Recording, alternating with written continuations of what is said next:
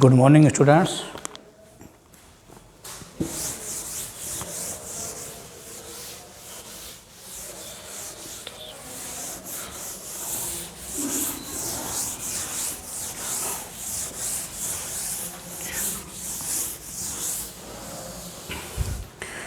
आज BSc part third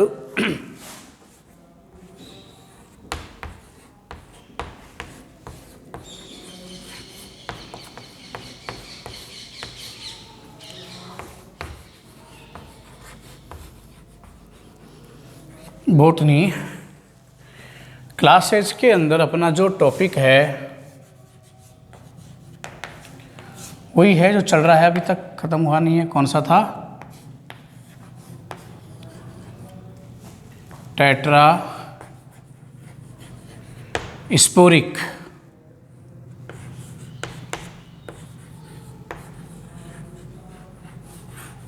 embryo sac. Tetrasporic embryo sac.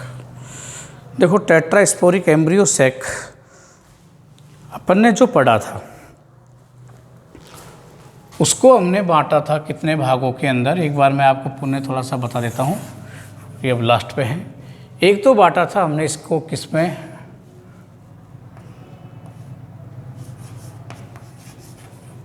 एडोक्सा। एडोक्सा के अंदर जो हमने देखा था कि जो सीनोमेगा स्पोर इसके अंदर बनता है, जिसके अंदर टोटल 4 केंद्रक होते हैं। यहाँ जो माइक्रोपाइल और चैलेजल एंड पर 2+2 की व्यवस्था के अंदर क्या होते हैं, फंक्शनल मेगा स्पोर आपके क्या रहेंगे, एकत्रित आपके रहते हैं। इसको हमने आपको क्या है, आपको ऑलरेडी हम पढ़ा चुके थे। एक कंडीशन तो आपकी किस पे थी, 2+2 के ऊपर हमने क्या की थी, ये आपको हमने बताई थी कि ये आपको चीज़ें क्या है ध्यान में रखनी, इससे अपन को याद रखने में क्या है आसानी होती है। ये कंडीशन हमने आपको उस समय बता दी थी। इसके बाद में हमने पढ़े थे आपके अलग, जिनकी व्यवस्था के आधार पर एक व्यवस्था का अपन ने क्या लिया था, जहाँ पर जो केंद्रकों की व्यवस्थाएं थी, हम क्या कर रखे हैं, ये जो चीज़ बता रहे हैं आपको किसके बेस पे बता रहे हैं, अरेंजमेंट ऑफ सीनोमेगा स्पोर के आधार पर।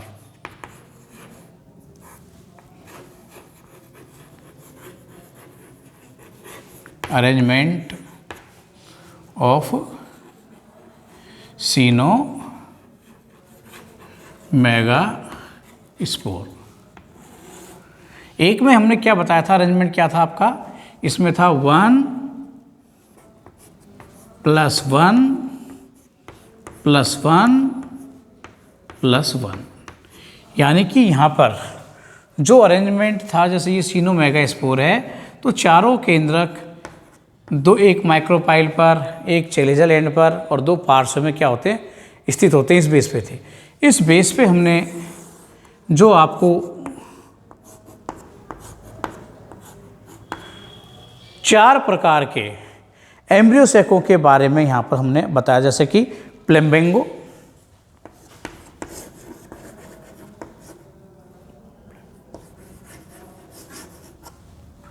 पीनिया, प्लम्बेजिला,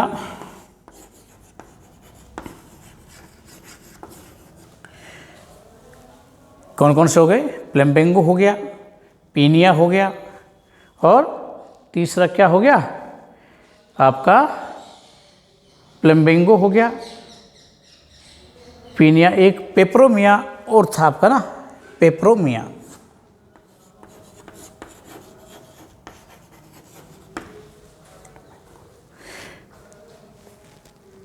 पेपरोमिया, ये हमने क्या है इसके अंदर आपको करा दिए थे।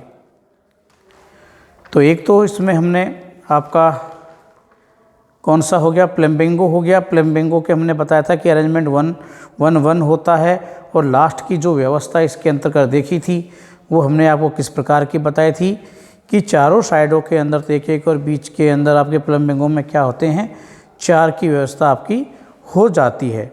दूसरा पीनिया, पेपरोमिया, है ना, ये 3 था। प्लम्बेजिला तो अलग था, प्लम्बिंगो ये पेपरोमिया था, सॉरी ये तो आपका अलग था, ये 3 ही थे आपके ना, ये पेपरोमिया हमने आपको करा दिया था, ये 3 थे। आज हम जो लेंगे आपका ये थोड़ा इम्पोर्टेंट है, अलग है, बिल्कुल अलग हटके है, तो इसको थोड़ा सा समझना ज़रूरी है, इसीलिए हमने इसको क्या है थोड़ा सा आपको अलग, आपको इन चीज़ों को वापस थोड़ा रिपीट हम कर रहे थे। यहाँ जो अरेंजमेंट है वो आपका इनके विपरीत है, यहाँ पर है 1+3 का अरेंजमेंट। किस प्रकार से ये 1+3 अरेंजमेंट हम यहाँ पर लेकर आपको चल रहे हैं, और 1+3 के अरेंजमेंट में भी क्या है वो आप इसमें देखो, यहाँ पर क्या है 1+3, और 1+3 के अंदर अरेंजमेंट में आपके कौन कौन से हैं, ड्रोसा और फर्टेलेरिया, फर्टेलेरिया। अब ये जो अरेंजमेंट है ड्रोसा और फर्टेलेरिया, इसको भी 2 भागों के अंदर क्या है बांटा गया था। एक तो डोसा, तो यहाँ डोसा के अंदर तो क्या बात बताई जाती है कि इसके अंदर तो कहा जाता है कि अरेंजमेंट है उसके अंदर केंद्रकों का संलयन नहीं होता। इसमें तो क्या होता है, केंद्रकों का संलयन नहीं होता, जबकि इसके अंदर क्या होता है, केंद्रकों का संलयन होता है। कैसे होता है इन दोनों को पढ़ाएंगे अपन, जब आपको बताएंगे। तो ये दोनों चीज़ें हमें आज पढ़नी है। तो सबसे पहले हम जो पढ़ने वाले हैं वो कौन सा पढ़ेंगे, अपन पढ़ेंगे पहले ड्रोसा।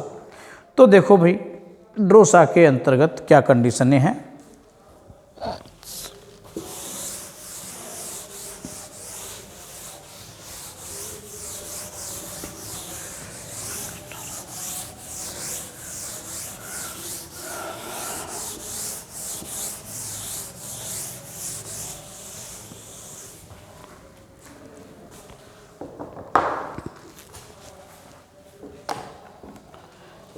तो आज का टॉपिक है आपका पहले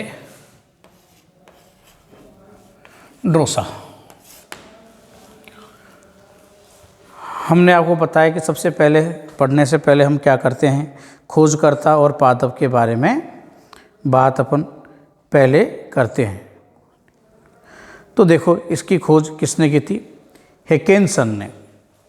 खोजकर्ता तो कौन है इसके,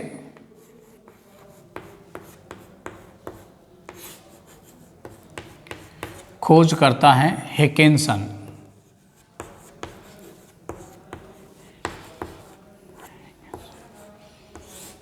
हेकेनसन और किस पादप में की थी ये बात हमने पहले बता दिया। पादप के नाम के आधार पर ही हमने क्या किया है, इनके प्रकारों को बताने की कोशिश की, यानी सब के सब जो पादप जिसमें खोजा गया उसी के अंदर इसको क्या देखा गया है।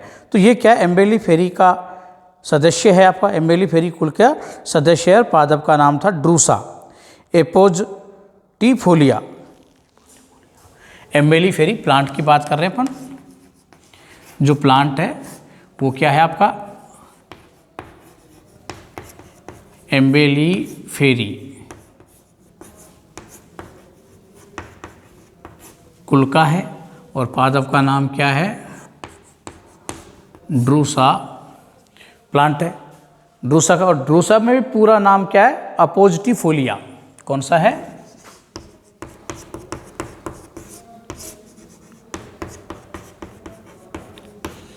इस प्लांट के अंदर इसको खोजा गया था। तो ये तो जानकारी हुई ड्रोसा को यहाँ पर कहाँ खोजा गया था। अब पढ़ते हैं इसके बारे में। देखो यहाँ क्या है कंडीशन, सबसे पहली बात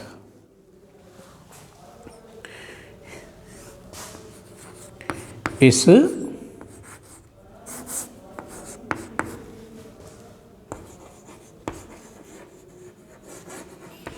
एम्ब्रियो सैक के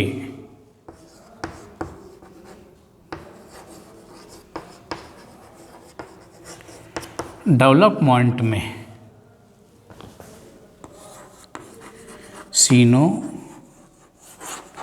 मेगा स्पोर में उपस्थित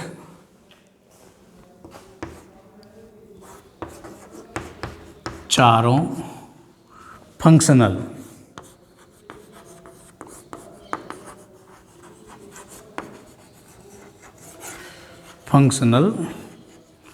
मेगा स्पोर भाग लेते हैं। ये तो बात है जो सब में आपको मालूम ही है। दूसरी, इन चारों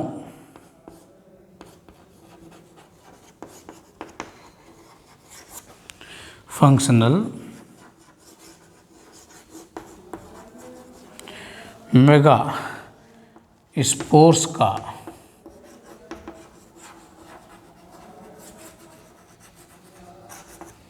का अरेंजमेंट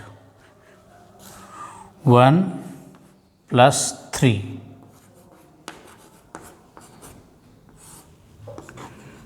प्रकार का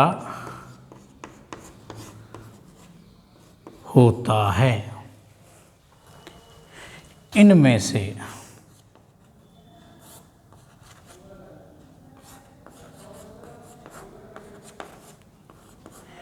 एक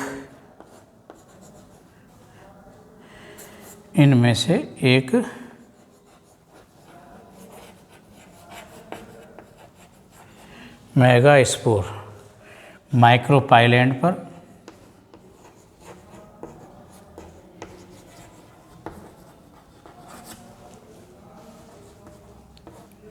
व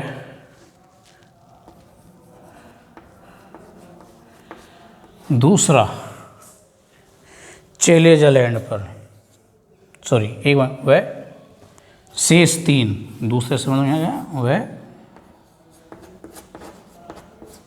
शेष 3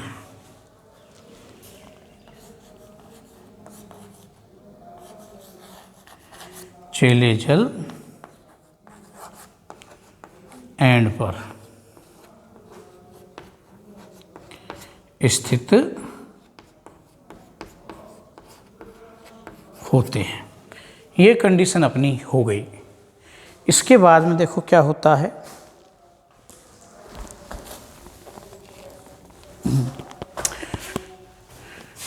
नेक्स्ट, अब अपन क्या करवाते हैं, समसूत्री विभाजन करवाते हैं। हाँ, तो यहाँ पर 2 होते हैं, लिखो।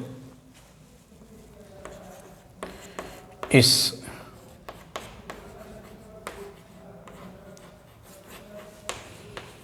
एम्ब्रियो सैक के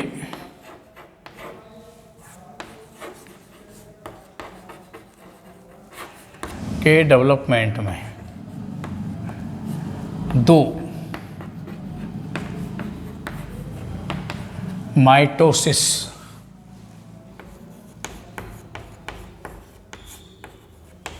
होते हैं।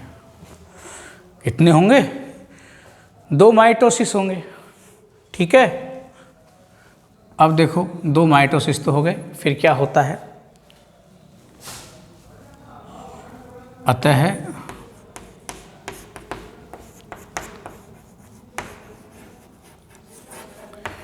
एम्ब्रियो सैक में कुल 16 न्यूक्लियस होते हैं।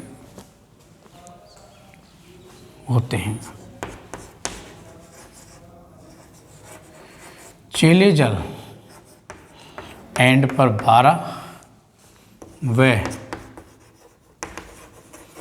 माइक्रो पाइल एंड पर 4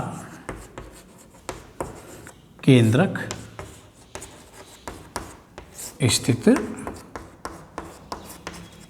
होते हैं।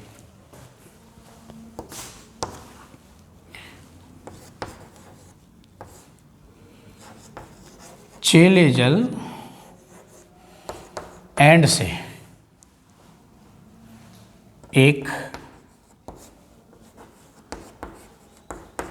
केंद्रक व माइक्रोपाइल एंड से एक न्यूक्लियस।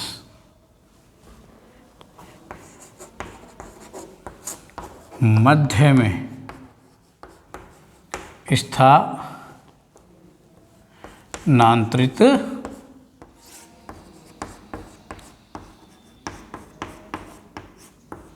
हो जाते हैं, जिन्हें पोलर न्यूक्लियाई कहते हैं, जो आगे सेकेंडरी न्यूक्लियस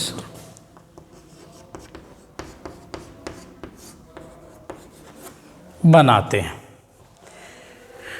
यही कार्य होगा। और इसके बाद में क्या होता है, अब देखो इस प्रकार से अब कंडीशन अपने पास क्या हो गई, चेलेजल एंड पे तो रह गए 11 कोशिकाएं। जब कोशिका निर्माण 11 कोशिकाएं और आजादी जो केंद्रक थे 11 कोशिकाओं में क्या हो जाते हैं, आपके परिवर्तित हो जाते हैं, है ना। वो तो कितने बनाएंगे, 11 कोशिकाओं का निर्माण कर देते हैं आपके। और इसी प्रकार से क्या होता है आपका, लिख ही देता हूँ मैं, सेकेंडरी न्यूक्लियस बनाते हैं। अतः चेलेजल एंड पर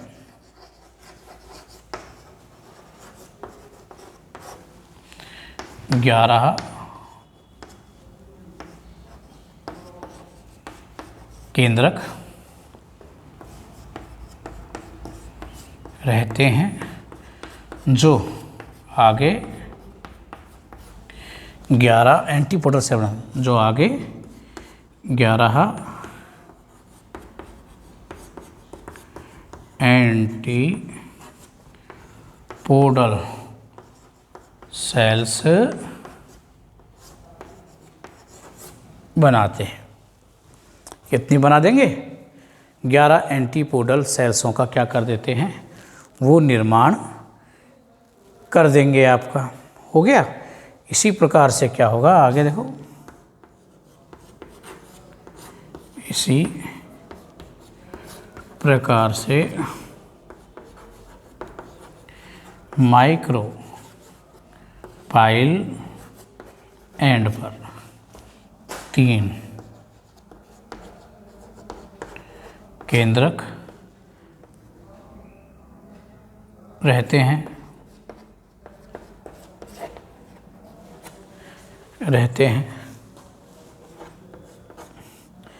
जो एक अंडकोशिका,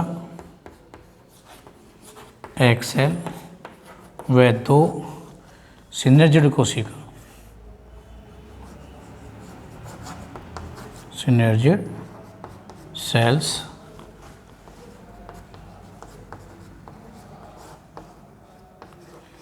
बनाते हैं। क्या करेंगे, सिनर्जिड सेल्स का निर्माण वो कर देते हैं। इस प्रकार से क्या होता है, ये निर्माण होता है।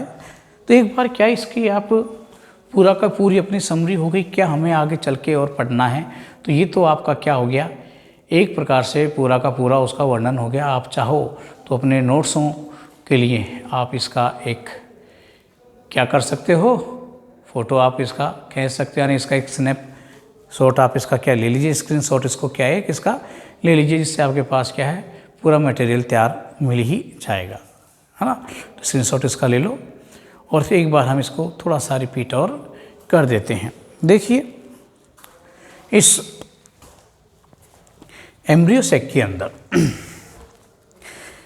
सबसे महत्वपूर्ण बात जो थी वो एक ही है कि चारों सिनोमेगा स्पोर हैं।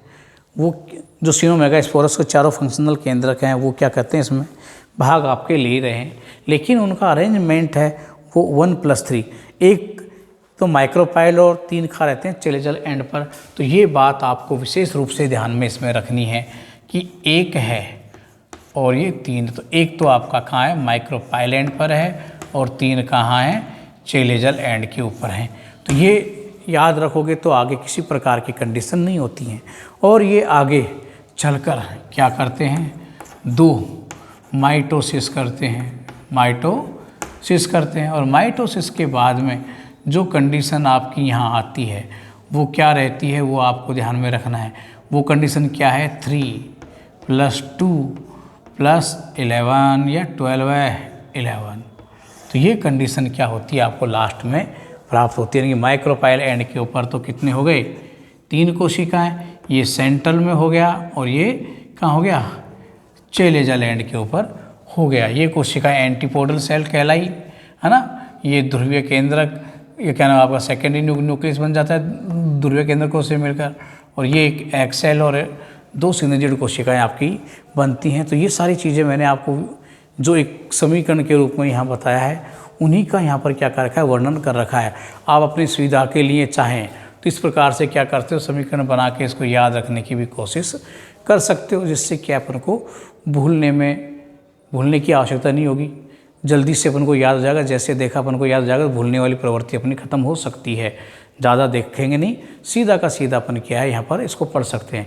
यहीं पर नहीं, ऐसी कंडीशंस आप क्या कर सकते हो, इससे पहले पढ़े हुए जितने भी आपके क्या हैं जो आपके एम्ब्रियो सेक थे, उन सबको भी इसी प्रकार से आप क्या कर सकते हो, समीकरण के द्वारा याद कर सकते हो। तो ये बहुत ही एक सिंपल सा आपका क्या हो गया, तरीका भी हो गया याद करने का। तो ये आपका हुआ। इसके बाद में हम लेते हैं इसका डायग्राम के द्वारा इसको समझाते हैं। तो देखो,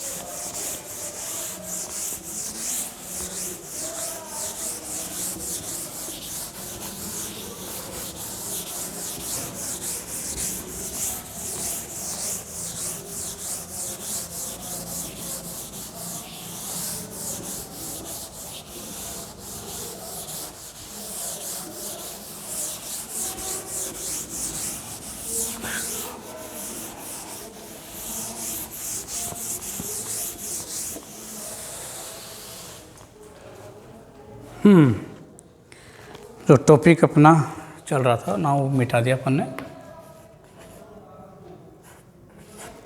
ड्रोसा।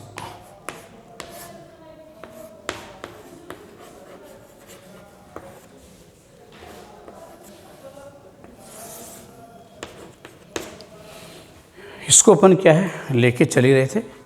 अब तक तो हमने जो पढ़ा उसमें हमने आपको क्या बताया था, इसका पूरा वर्णन किया था कि किस प्रकार से हुआ था। आगे का जो हमें आपको बताना है वो बताना है इसका क्या, किस प्रकार से इसमें डिवीज़न होते हैं और इसका जो ये वर्णन होता है उसको अपन क्या करेंगे, कंप्लीट करने वाले हैं, है ना। तो देखो, इसके अंतर्गत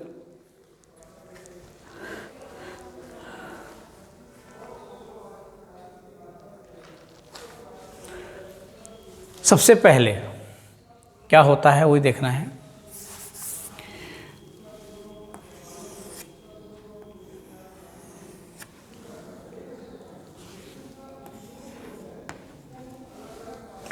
ये है आपका क्या,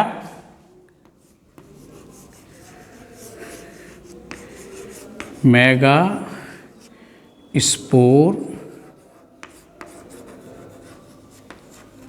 मदर सेल हो गया। तो ये क्या हो गया, मेगा स्पोर मदर सेल हो गई।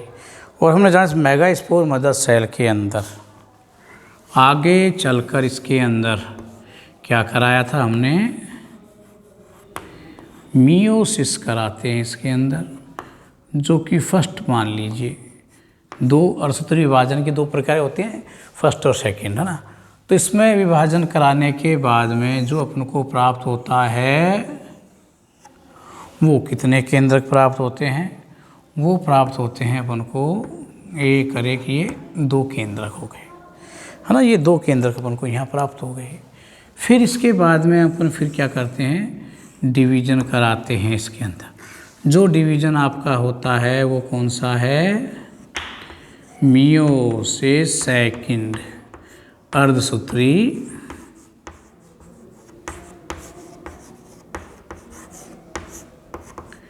द्वितीय। और ये कौन सा था?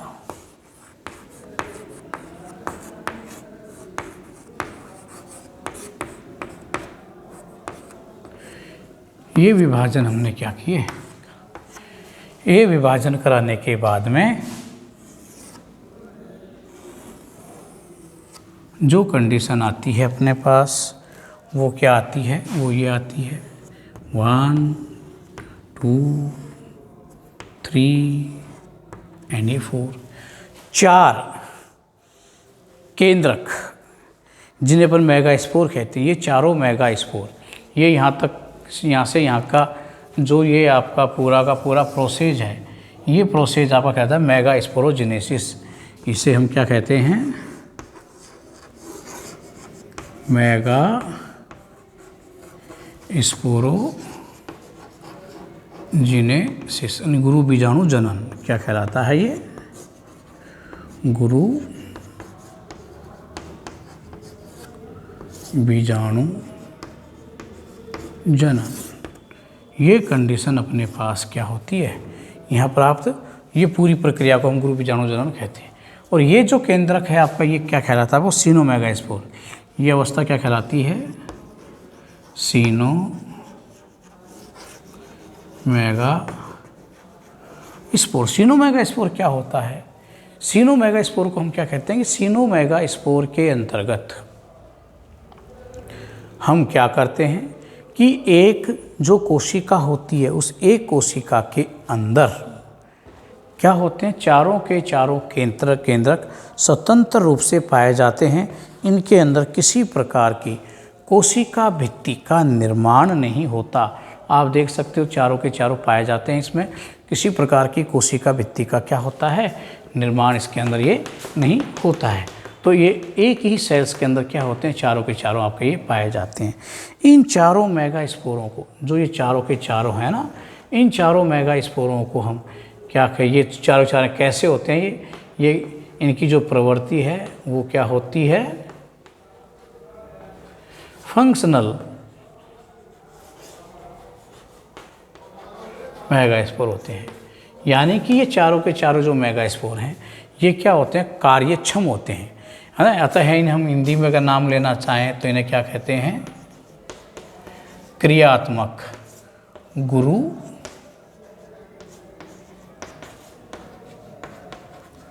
बीजाणु के नाम से जानते हैं। अब ये चारों प्रकार के हैं, है ना। अब एक इसमें 4 हैं, तो ये में क्या होता है? इनका आनुवांशिक चारों से आगे चलकर जब एम्ब्रियो सेक का निर्माण होता है तो ये क्या होगा? इनमें आनुवांशिक जो विभिन्नताएं हैं वो क्या होती हैं? ज़्यादा आती हैं। तो इसमें आनुवांशिक विभिन्नताएं क्या होंगी? काफ़ी अधिक मात्रा के अंदर क्या होती हैं? वो प्राप्त होती हैं। तो काफ़ी अधिक मात्रा में आनुवांशिक विभिन्नताएं हैं।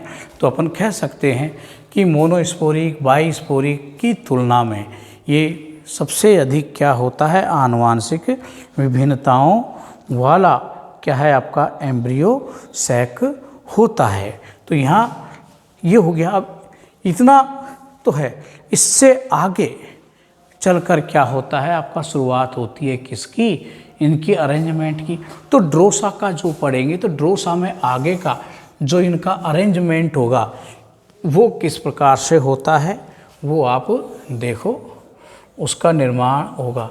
हमने बताया था कि एक, जैसे इसको मैं माइक्रोपाइल मान लेता हूँ, माइक्रोपाइल एंड है, और ये आपका कौन सा है? चेलेजा एंड है। तो यहाँ तो होता एक, और यहाँ कितने होते हैं? 3 मेगा स्पोरों का क्या होता है? अरेंजमेंट होता है। यही अवस्था कहलाती है 1+3, है ना। तो इस अवस्था के रूप में क्या होते हैं आपके, ये अरेंज आपके रहते हैं। तो आगे का जो डेवलपमेंट होगा वो आपका किससे होगा, इससे होगा, जिसे हम अगले क्लास के अंदर आपको हम समझाएंगे कि किस प्रकार से इसका ये अरेंजमेंट हुआ है। Thank you.